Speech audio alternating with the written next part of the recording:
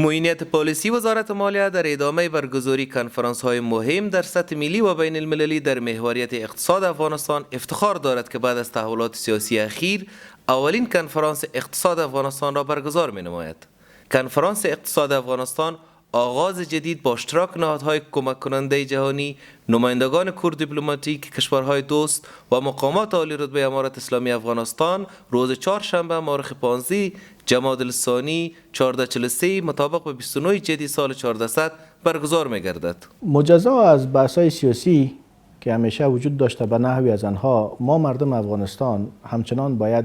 این واقعیت‌ها را درک کنیم که مشکلات اقتصادی، بیکاری، فقر، مشکلات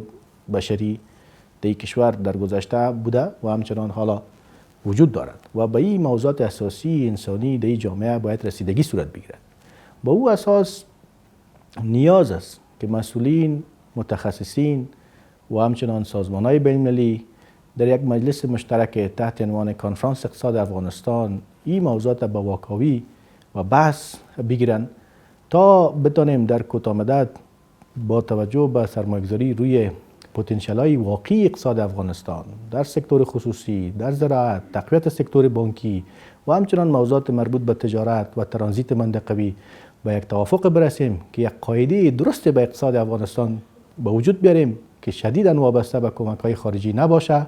و خدای نخواسته یک شبه از هم نپاشه و ما بتانیم به رفاه اقتصادی و اجتماعی برسیم. دغه کنفرانس دوه مهمې برخې رانغاړي، پیلیزې ویناوې او محوري یا تخصصي ویناوې. د کنفرانس محوري ویناوې عبارت دي له بشردوستانه مرستې او تر دې ورهاخوا خصوصي سکتور او سیمه ییز اقتصادي همکارۍ، د افغانستان د بانکدارۍ سکتور او د کرنې او کانونو سکتور. کنفرانس اقتصاد افغانستان گامی به سوی اقتصاد خودکفا